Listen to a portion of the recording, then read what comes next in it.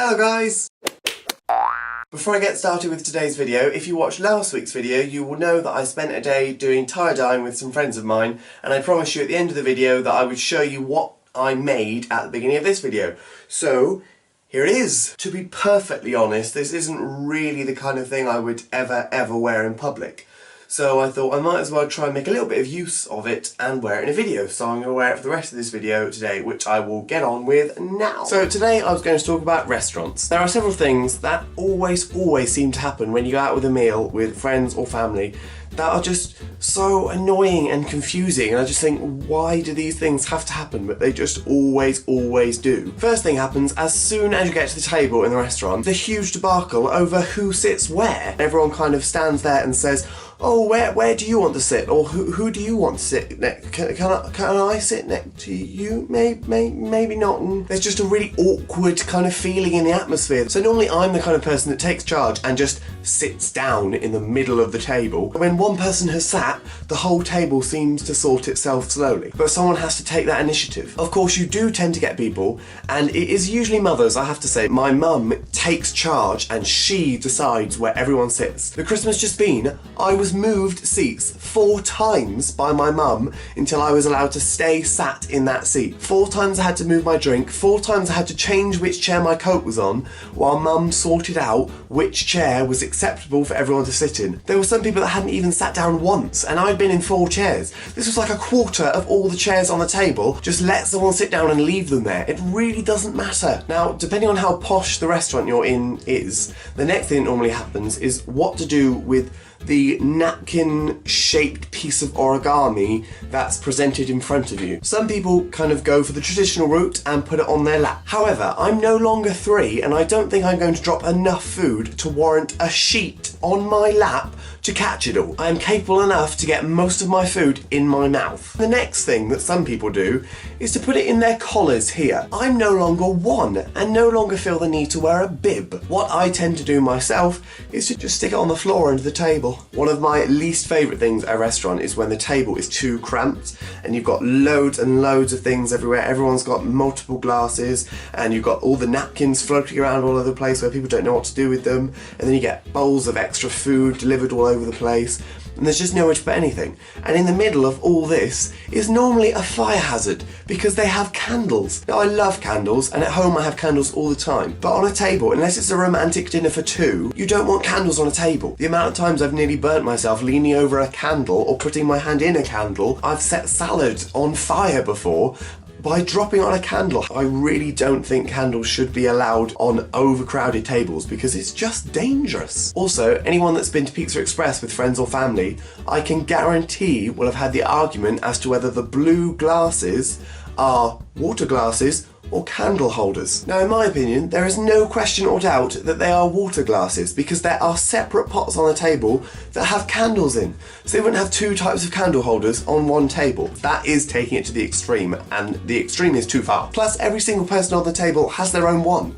Not everyone needs their own candle. More extreme candling that's unnecessary. Even though I sit there drinking water out of it and no one questions it in the restaurant, some of my friends are still convinced that they are candle holders. Is there anyone else out there that agrees with me that their water glasses are not candle holders? Am I just mad in this situation? I don't even know anymore. Now, at the end of the meal, hopefully everyone's had a good time. That's if they managed to get seated in the first place and weren't drowned in the napkins and burnt by the candles. But hopefully everyone had a good time. And then the moment comes when the bill arrives. Now, I have 2 main annoyances with the bill in restaurant. First one of which is when it comes with a service charge. Now, I always tip, and I always tip really well. Even if I've had really bad service, unless it's awful, I would leave something as a tip. But I think when they put a service charge on the bill and charge you a tip, that just annoys me so much. I just don't want to give it to them. I have to make that decision about whether you've been good or not.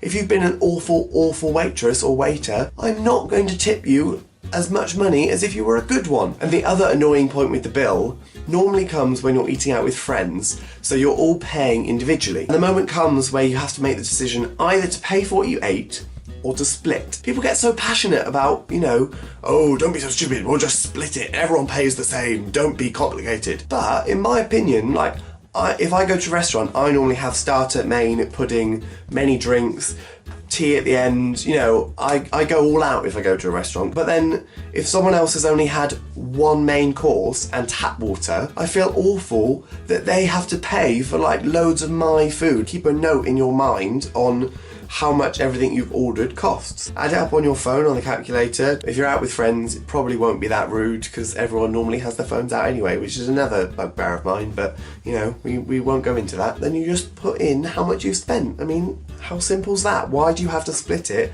and make everyone pay the same when not everyone has had the same amount of stuff? I don't think that seems fair. I hope you enjoyed this video, guys. Please remember to give it a great big thumbs up. Also remember to donate to Comic Relief if you feel like being the most amazing person in the world.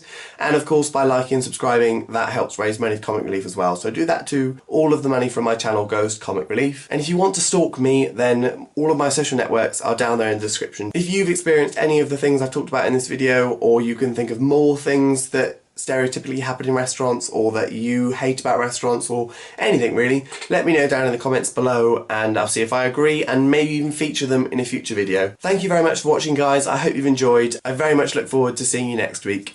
Bye! Mel, say hello! Hi! Hello! Oh, you're not doing the hey guys. Hey guys! Hey guys!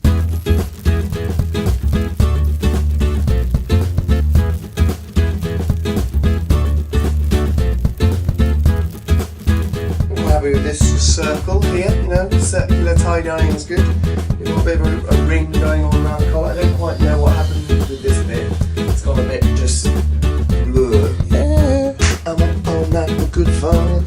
I'm up all night for good fun. I'm up all night to get lucky. Oh! I would pay for the whole thing because I think it's...